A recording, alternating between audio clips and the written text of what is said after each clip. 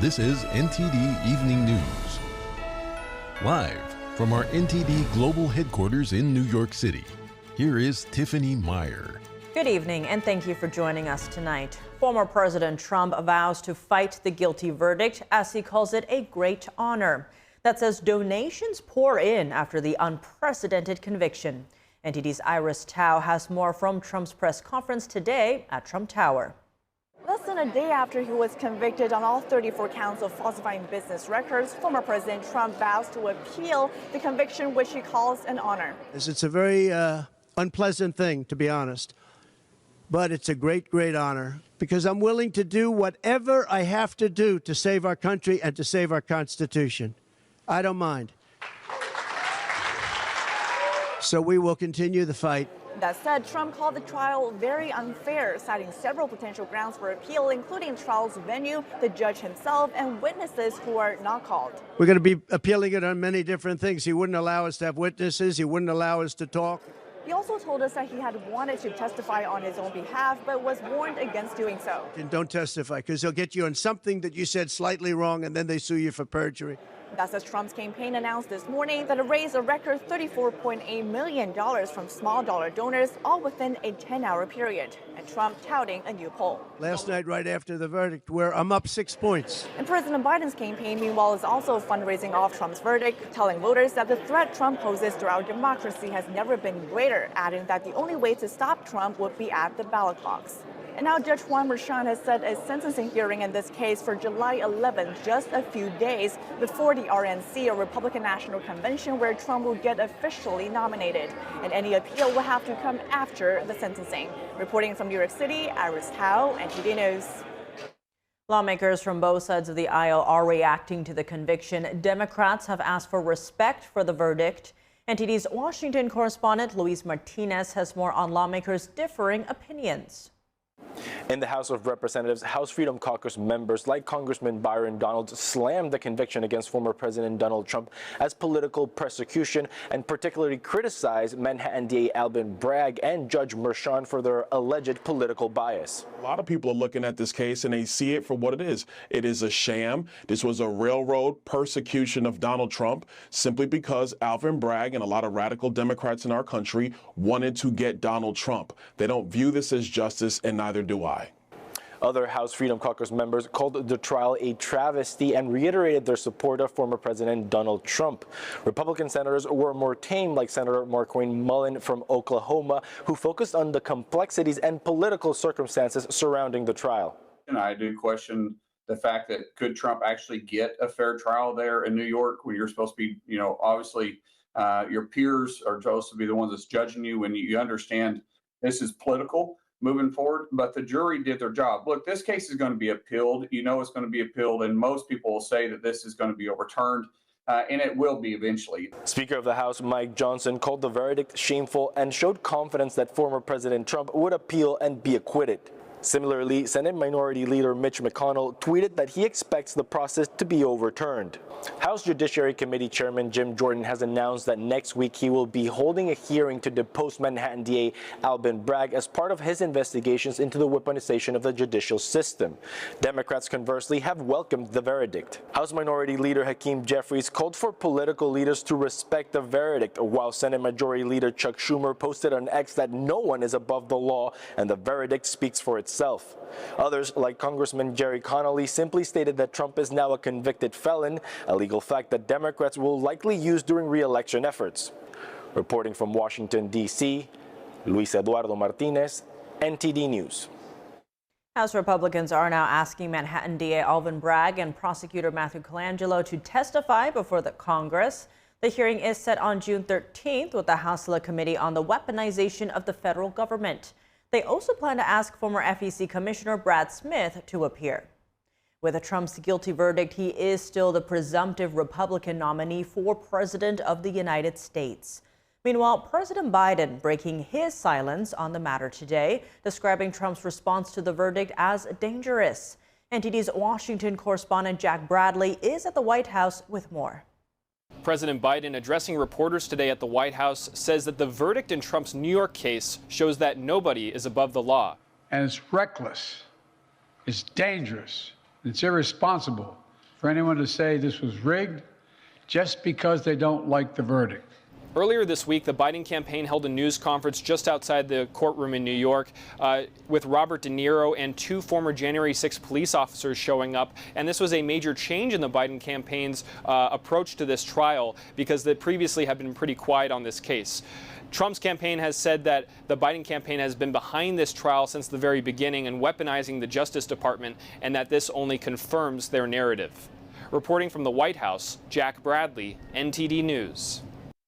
Senator Joe Manchin of West Virginia is leaving the Democratic Party. Today, the longtime Democrat announced he is registering as an independent.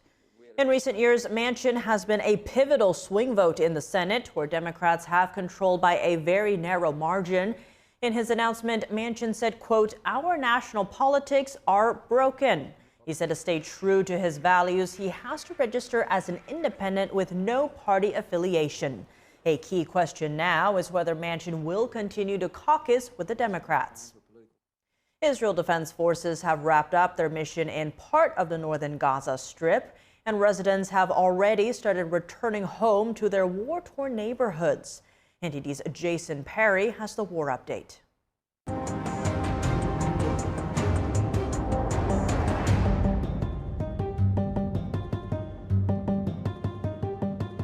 The IDF on Friday said troops in its 98th Division completed their mission in Jabaliya in the northern Gaza Strip. The IDF said Hamas terrorists had turned civilian areas into fortified combat compounds. However, the IDF reported killing hundreds of terrorists in close quarters combat. The IDF also found hundreds of weapons, including firearms, explosives, and grenades. And they even destroyed a number of weapons production sites. Also during the mission, the IDF reported recovering the bodies of 7 hostages. And apparently, the IDF uncovered more evidence that Hamas terrorists used schools to take cover in. Within the school itself, right in its center, a school that I remind you was open until October 5th and children were studying here, you can see there is a significant tunnel shaft here from which terrorists come out. You can see the ladder that is going all the way down about a 30-meter deep tunnel shaft. The soldier added that the school supplied the tunnel with water and electricity. And now that the IDF has left Jabaliya, residents wasted no time before returning to their neighborhoods on Friday. I swear to God, we don't even know where our homes are. We don't know where our house is. Had it collapsed into another home? Houses have collided onto one another. Where? Where? Find us a solution. I swear to God, this isn't right. There is nothing more to say, thank God. Thank God I still have my husband and my children. To hell with my home. Tomorrow, we will rebuild and develop things from scratch. We are steadfast, thank God. Also on Friday, President Biden said that Israel offered Hamas a new ceasefire and hostage deal, which would unfold over 3 phases. And Biden urged Hamas to accept the deal. Hamas said on Thursday that it's ready for an agreement if Israel stops the war. Meanwhile, on Friday, the Houthi terrorist group in Yemen said it fired on a U.S. aircraft carrier in the Red Sea. The spokesman for the Houthis also said that U.S. and British airstrikes on the terrorist group killed at least 16 people and injured 42 others in Yemen. Jason Perry, NTD News. Using American weapons to strike targets inside Russia, President Biden is now officially allowing Ukraine to attack its neighbor. NTD's Arian Pasdar has the details. Secretary of State Antony Blinken is meeting NATO foreign ministers in Prague on Friday. He explained President Biden's decision to let Ukraine use American weapons to attack targets in Russia. Over the past few weeks, Ukraine came to us and asked for the authorization to use weapons that we're providing to defend against this aggression, including against Russian forces that are massing on the Russian side of the border and then attacking into Ukraine. That went right to the president, and as you've heard, he's approved. Using Western-made weapons to strike inside Russia has been a hot topic all week long. Ukraine can now use American weapons to hit Russian weapon storages located across Ukraine's eastern frontier. Russian President Vladimir Putin previously said giving permission to do this could trigger a global conflict. The Kremlin further commented on Friday. We don't know anything about this particular decision. We know that attempts are already being made to launch attacks on Russia territory using American-made weapons. Blinken is in Prague discussing plans for a NATO summit in Washington in July. He says expanding NATO will be a big topic. Ukraine will become a member of NATO. There will be a robust package of support for Ukraine at the summit, a package that strengthens NATO's cooperation and support for Ukraine, that advances Ukraine's integration into NATO.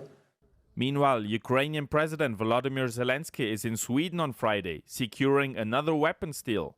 European nations are still deciding whether to let Ukraine use their weapons to strike inside Russia. But Zelensky seems confident. I think that using any weapon, Western kind of weapon, on the territory of Russia, it's the question of time. Meanwhile, Ukraine and Russia on Friday announced their first prisoner of war exchange in nearly 4 months. Russia posted this video of its soldiers coming back home. Mom, it's your son. Your son is calling. Yes, we were just exchanged. This is it. I'm in Russia. Almost 150 people have been freed, 75 from both sides. The deal was negotiated by the United Arab Emirates. Ariane Pastar, NTD News. Welcome back. I'm Tiffany Meyer. The Supreme Court of Texas is rejecting a challenge to the state's abortion restrictions. Texas allows abortions to protect the life of the mother, but 22 patients and physicians argued that the law wasn't clear enough. The High Court ruled that it is. The case originated after a woman requested an emergency abortion of a non-viable pregnancy. Opponents of Texas's law said the doctors were hesitant to give her an abortion since they would face severe penalties if it was found unnecessary. The law as it stands defers to a doctor's reasonable medical judgment. The court's decision was unanimous. Next week, Hunter Biden will be the first child of a sitting U.S. president to become a criminal defendant, just days after another historic first, the felony conviction of a former president. Hunter Biden will face 3 federal criminal charges related to his 2018 purchase of a gun.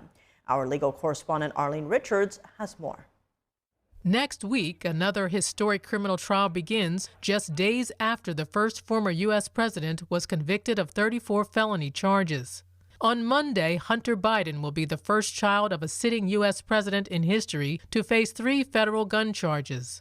In 2018, the younger Biden purchased a .38 caliber Colt revolver. The felony charges against him include 2 that relate to a form he filled out to purchase the gun. Prosecutors say he lied about using drugs. The third charge refers to Biden's possession of the gun while he was allegedly a drug addict. Biden has pleaded not guilty to all charges. The prosecution is expected to delve into shocking details of Biden's crack cocaine use, including his own words from his memoir, Beautiful Things. "I was a crack addict," Biden wrote in his 2021 autobiography. "I had no plan beyond the moment-to-moment demands of the crack pipe," he wrote. In a 2021 CBS interview, Biden described some of the lowest points of his addiction. "I spent more time on my hands and knees, picking through rugs, smoking anything that even remotely resembled crack cocaine." To convict Biden on the gun purchase charges, prosecutors must convince 12 jurors beyond a reasonable doubt that he knowingly made a false statement on the form, and that the lie was key to the sale. For the possession charge, they have to prove he knew he was an unlawful drug user or addict, and he knowingly possessed the gun. Biden's attorney failed to get the case thrown out on legal technicalities. He is expected to argue that Biden didn't understand that he was an addict when he checked no on the form. Biden said in his memoir that he was in active addiction for 4 years leading to March 2019. Jury selection begins on Monday. Arlene Richards, NTD News. More updates on anti-Israel protests on college campuses. Police moved in to clear an encampment at the University of California, Santa Cruz earlier today. The university said police in riot gear surrounded arm-in-arm protesters and arrested roughly 80 of them. Anti-Israeli protesters blocked the main entrance to the campus this week. The school called in the police after protesters ignored repeated warnings to leave. During the arrests, there appeared to be some pushing and shoving between police and protesters. The school chancellor said some demonstrators remained at the entrance. She stressed that the road blockades that protesters set up are unlawful and threaten public safety. Families continue to feel persistent inflation in the U.S. The Federal Reserve's preferred inflation gauge rose in April. Let's hear from some Californians. Within the government's personal consumption expenditures report, goods prices rose 0.2% nationwide, according to the Bureau of Economic Analysis. Prices for services increased 0.3%, food costs dipped 0.2%, while energy prices popped 1.2%. Here's what Californians have to say. Oh, the utilities have really gone up. Really gone up. It's sad. Since I've been grocery shopping more often, I noticed a lot of the prices have raised. I used to get 3 pounds of chicken for like 20-something bucks. Now it's in the 30s. So this is spiked. Everything's getting expensive, like insurance and all that. We're living into like some weird times where we're also being hit by, let's say, natural events. We're talking about winds, fires and drought, and also like lately the rains that we got and all the damage they're making. So I think that just the supplier are just actually trying to make back their money. The total price index went up 2.7% compared to last April. While energy prices have cooled off in recent weeks, crude oil prices are still up about 10% this year. Gasoline prices have also dipped below $3.56. The food's the worst. I ordered a mushroom burger.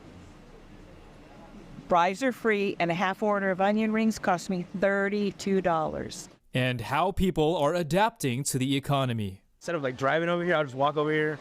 Like if it's like 10-minute walk instead of like a 3-minute drive. So just stuff like that, like grocery shopping. I'll go get groceries and just walk them back home. There's many things. I mean, like we upgrading our house to be more energy efficient. You know, we have some more of a passive cooling system instead of using the AC or even the heater, if anything. We're looking at other solutions. One candidate running for U.S. House told NTD, when the government spends a lot of money, it causes inflation because that's not real production and it crowds out private investment. We need to save money and invest in private investment so we can create more jobs and produce more goods and reduce inflation. David Lamb, NTD News, California.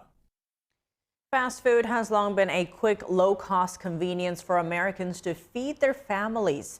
But that view has been changing as the economy has been changing. NTD's Sean Marshall has more. A burger's the new Birkin bag. Rising prices and inflation now has many Americans seeing fast food as a luxury item, according to a recent Lending Tree survey of 2,000 participants. 78% of consumers view fast food as a luxury because it's become increasingly expensive. And the price is going up, man. It's like $13 for like some Chipotle now too. Like that. I mean, I remember when it was like, you know, in the $8, $9 range. Have you found it's been getting more and more expensive? Yeah, definitely. Especially like where I work and stuff, they really price gouge. So like McDonald's, like it'll be like $20 for like a meal with like a sandwich, fries, and a drink. So yeah, I would say it's definitely increased, like many things. And have you found yourself cooking at home more? Yeah, definitely. I try to go for convenience, but lately, like, I try to make sure I give myself time and like pack food.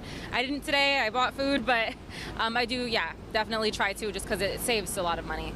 Not all fast food chains are rated equally. In the survey, Americans rank Chick-fil-A as the most high-end fast food chain at 25%. Do you believe fast food is a luxury item? No. I see that you have some food with you right now. Do you have a go-to favorite fast food? It's more of a chain, but does Chick-fil-A count? Yeah, that counts. It's fast food. I'd go with Chick-fil-A. I feel like that would be luxury, though. Like McDonald's, maybe not, but Chick-fil-A definitely. After Chick-fil-A, Starbucks, and Chipotle were rated as the most high-end fast food chains, with McDonald's coming in third. Sean Marshall, NTD News. Trump's conviction is unprecedented in the history of the United States. Americans across the country are reacting to the verdict. Here's what they said. I really didn't think he was ever going to get held to account for anything, and then the jury returned a guilty verdict. I'm stunned. It's a disgrace. Mr. Trump loves this city. He's a native New Yorker. He doesn't hate this city. He doesn't hate this country. The people that did this hate him. You know, it's a great day. They see him, they see that no one is above the law. Honestly, I don't agree with it at all. I think he should have been found not guilty. All the counts should have been dropped. I'm a huge Trump supporter, so I think he's done good with the country, and he's helped the Muslim community out a lot. I'm so pleased that there's finally some accountability for Donald Trump. I kind of worry that it'll further divide our country. It sounds like the jury really paid attention, and I think we need to honor the verdict. Well, I can't say that I'm surprised. I was expecting it, so actually. And then we're stuck with Biden and Kamala Harris that doesn't do anything for us and has not been doing anything for us since he became president. It'll be overturned. It won't stand up in court on appeal. I was so disappointed. It was like the whole world came to an end. Okay? But we have confidence in our higher courts. When it gets into the Supreme Court, he's going to be released. He's like the crookedest president this country has ever seen. And I'm just happy that the justice system worked and that they convicted him on all charges. Same thing. It's very scary. Very scary. We're in a third world country right now. I don't even feel like we live in the United States. It can happen to him. It can happen to any of us. When you have a lot of jury members and they all agree on the same thing, you know there has to be some sort of truthfulness to their verdict. Our first reaction was sadness for America, sadness for Trump. But at the end of the day, it's only going to increase his support like every other time they indicted him. I don't think he should be treated any differently than anybody else. This is the matter that is pretty cut and dry. If you do a certain thing, you go to jail. It doesn't matter who you are. No. I'm voting for Trump. Yeah. He will be my #1 ballot vote. I think it speaks very poorly of America. I think we've forgotten what's important and what really matters these days and the issues that we need to be focused on and we need to be fighting for. And I think it's sad. I think it's really sad. Joining me now to react to Trump's verdict is Hans von Spakovsky, Senior Legal Fellow at the Heritage Foundation. Hans, thank you so much for joining us. Great to see you again. To begin, as a legal fellow, this case was said to be the weakest out of the 4 criminal cases against Trump, and yet it has resulted in a guilty verdict. What is your view on how we got here? I think it resulted in a guilty verdict because you had misfeasance by both the judge in this case, by the prosecutors, and frankly, I think you had a biased jury that was going to find Trump guilty no matter what the facts and the law is. And on the jury, for example, look, this trial lasted 6 weeks, multiple witnesses, reams of evidence, and yet the jury comes back in less than 2 days and says he's guilty on all 34 counts. They didn't even have enough time to start reviewing and examining the evidence. And I think that shows the bias of the jury. This president is going to have multiple reasons to appeal because of the bad decisions by the judge that actually denied his most basic substantive due process rights under the U.S. Constitution. I want to get to the appeal, but first, CNN's legal analyst Ellie Honig has a piece out in New York Magazine titled "Prosecutors Got Trump, but They Contorted the Law," where he writes the charges against Trump are obscure and nearly entirely unprecedented. In fact, no state prosecutor in New York or Wyoming or anywhere has ever charged federal election laws as a direct or predicate state crime against anyone for anything, none, ever. What do you make of his take? Well, he's exactly right. You know, the Alvin Bragg, the Manhattan prosecutor, was claiming that listing a settlement payment that was made to Stormy Daniels as a legal expense was a crime because it should have been listed as a campaign-related expense. Well, Donald Trump was running a presidential campaign. That means federal campaign finance law applies. Neither the Federal Election Commission nor the U.S. Justice Department, which are the only people that have the ability to enforce that law, they both did not believe this was a campaign-related expense. They launched no prosecution of Donald Trump. And yet this local prosecutor, this local judge comes in and thinks they can claim a federal law has been violated. They had no authority to do that. And that's just one of the many errors made in this case. Now, to your point, this case was unusual in many ways, from witness selection to jury instruction. Now, you've said before that Judge Merchan was acting more like a member of the prosecution team when he told the jury they do not have to be unanimous as to what that other crime might be for this to be a felony. Now, you've also noted this would result in any conviction being thrown out on appeal. On that note, what aspects of the trial can the Trump team bring up during appeal? How long would that appeal process take? Well, let me tell you, the judge made so many errors and did so many things wrong that the appeal brief that the Trump team files may be the size of the huge novel War and Peace. I mean, that's how bad this is. They need to ask the New York Appeals Court for expedited review. And the court, I think, has an obligation to do that. They need to put this on a very fast schedule so they can get to the case. They owe that to the American people, and they need to take as an example the U.S. Supreme Court. You'll recall that when Colorado tried to disqualify Trump from the ballot, the Supreme Court took the case, held it on a very fast schedule, and issued a decision 9-0, overturning what Colorado has done. That's exactly what the New York court needs to do. And do you think down the road this case will be taken up by the Supreme Court? Well, if Donald Trump doesn't get it overturned by the New York courts of appeal, I think he has all kinds of federal ground to take it to the U.S. Supreme Court because of, like I said, the violations of his due process rights. Due process rights of defendants are absolutely guaranteed by the U.S. Constitution. So the violations that were committed by Judge Merchan in this case violated the federal Constitution. That will give the U.S. Supreme Court jurisdiction to take an appeal. And Hans, the sentencing is set for July 11th, which is just ahead of the GOP convention where Trump is expected to officially become the Republican presidential nominee. Now, many are noting this whole case has been political, and the Trump campaign has called it election interference from a legal perspective. Now, will this guilty verdict affect Trump's presidential aspiration? No. Even if the conviction is not overturned, even if he is sentenced to jail, that does not prevent him from being on the ballot in November. It doesn't prevent him from getting elected, and it can't prevent him from being sworn in as president because the U.S. Constitution has 3 requirements to be president. He meets all 3, and no state can impose any other kind of requirement. If he's elected and sworn in, the only way he could be removed is if he is impeached by Congress.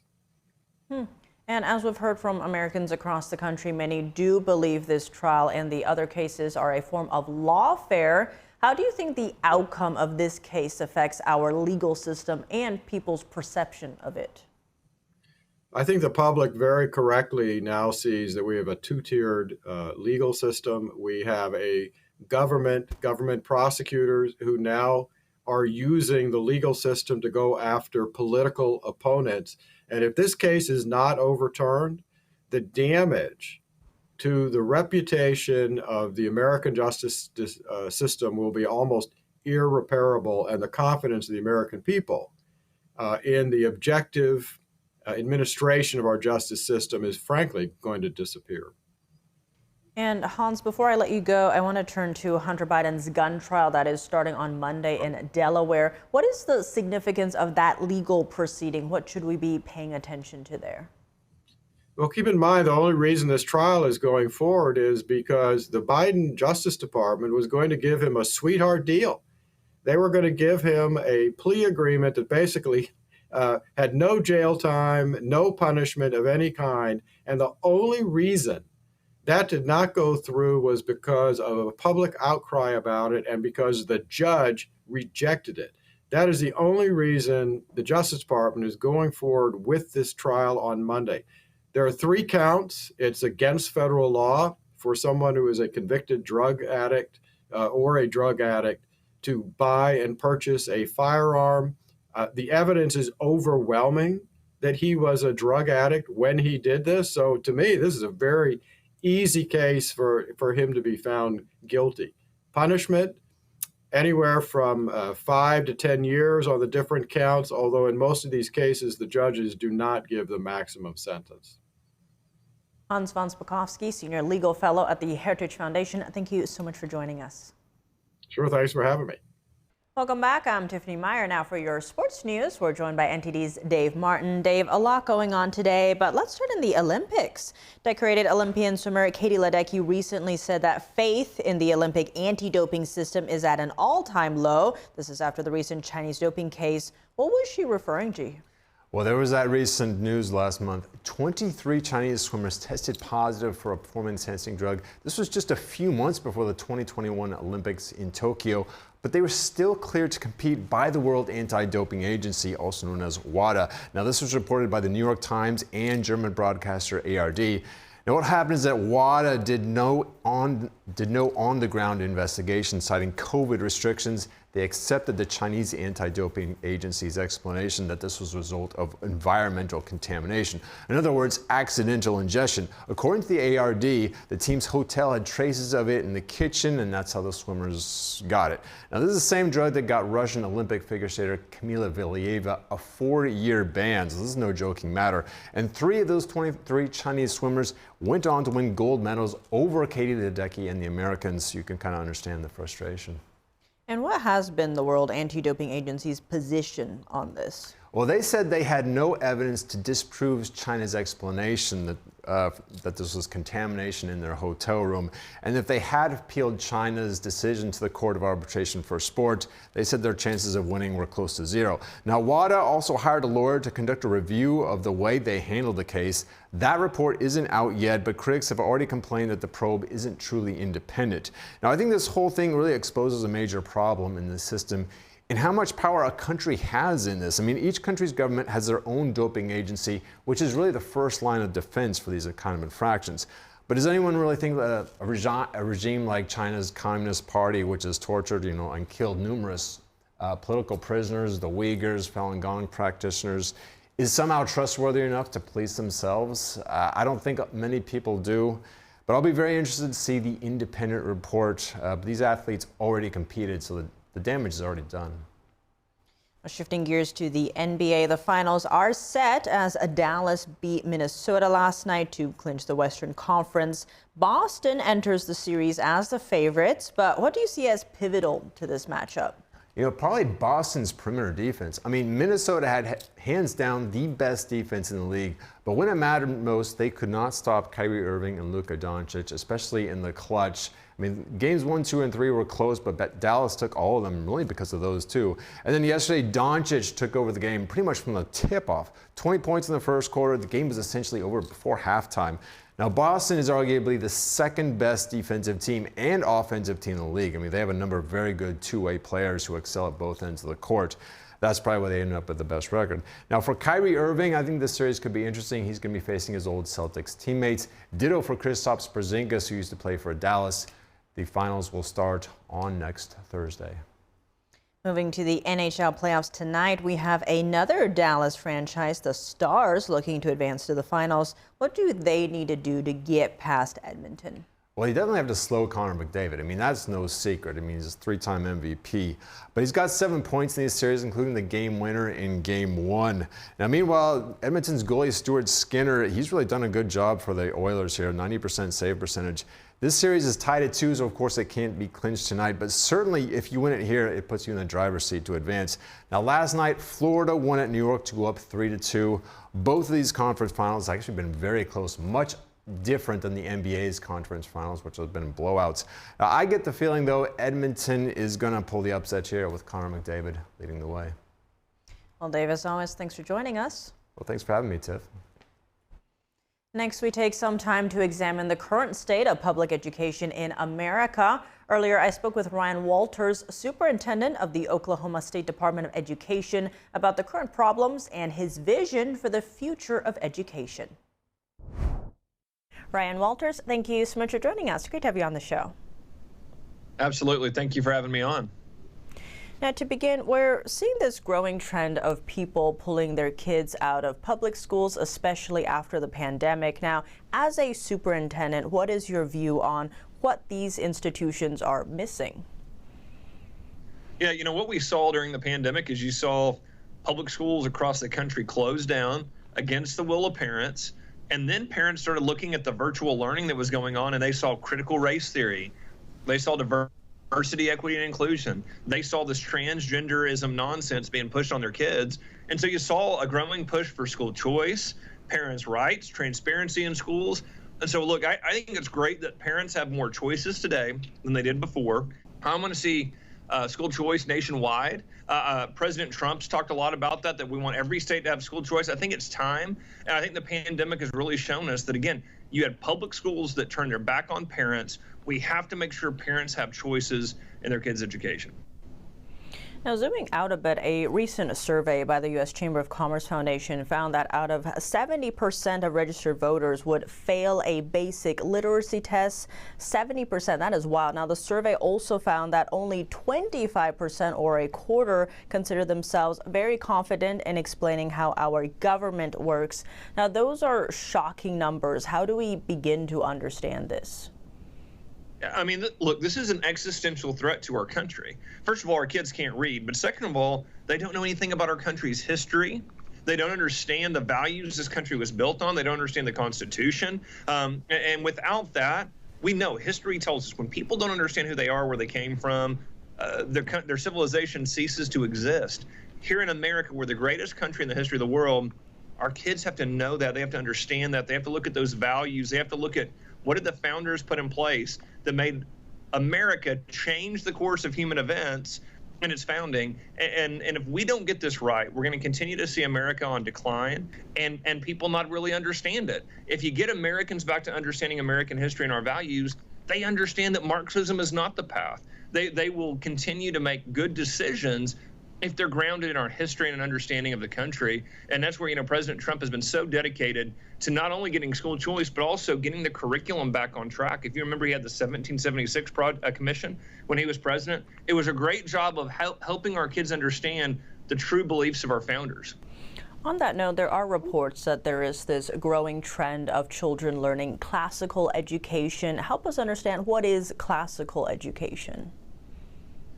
Yeah, we love classical education here in Oklahoma. We're trying to push it for all of our districts to utilize it, because here's what you see in classical education. You see a focus on the basics. You see a focus on grammar, logic, and rhetoric, which means grammar. First, you got to understand facts and the basic premise of literature, mathematics, history, etc.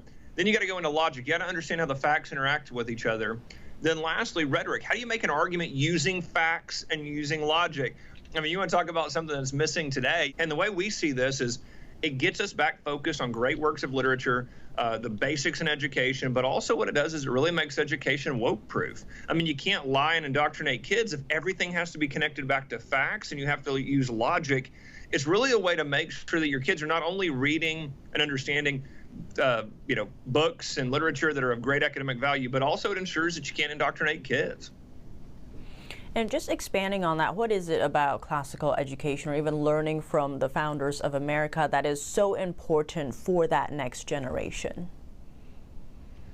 Churchill had a great line about, the further back that you look, the further ahead you can see. And it's really this understanding that history teaches us a lot of things, right? It teaches us who we are.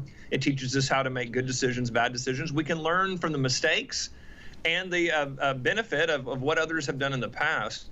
And so America is this incredible country because we were founded on Judeo-Christian values, because we were founded with the belief that our rights came from God, not something that can be taken by a politician, and also the belief that those individual rights are to be ensured by government. And so what you see is this belief that's anti-Marxism, it's anti-dictatorships, it's anti this unipower system. And so when you teach kids this and you teach them that, look, morality matters. We want kids to make right decisions. That's an important part of the building blocks of society. You're going to have a better society and a country. And we heard Franklin talk about this. You know, if you don't have morality and religion, you're not going to have a beneficial constitutional republic there. And so I think it's crucial that our kids hear this. They hear the vision of America, and they understand that this is how we get the country back on track. And given all that we are seeing in the world right now, what is your message to parents who are trying to figure out where to send their kids to school? Yeah, you know, what I would tell parents, get involved. You know, get involved, ask questions of school districts, look at their teachers, look at their curriculum. Any district that doesn't want to show you what they're teaching or isn't transparent, take your kids to another district. Hey, you know, you can do private school, charter school, home school, the traditional public school, but find a school that meets the needs of your child, that is dedicated to partnering with you, the parent. Any school that doesn't understand that you know best for your kids is a school I wouldn't send my kids to. So they got to know that you know best as a parent. They need to be transparent with everything that they're doing, and it's got to be a good fit for your kids. And those come with asking questions. And I'll tell you, you know, I get to deal with districts that we're trying to work and turn around, and I get to deal with good districts. And you can really tell a difference when you start getting involved as a parent and asking questions. How do they respond? How transparent are they? And that's how you're going to be able to know if they're a good fit for your kids. Ryan Walters, thank you so much for your time. Appreciate you having me on. And that's all for today's news. For around-the-clock coverage, visit us at ntd.com or download our NTD app. Thanks for tuning in. I'm Tiffany Meyer. Good night.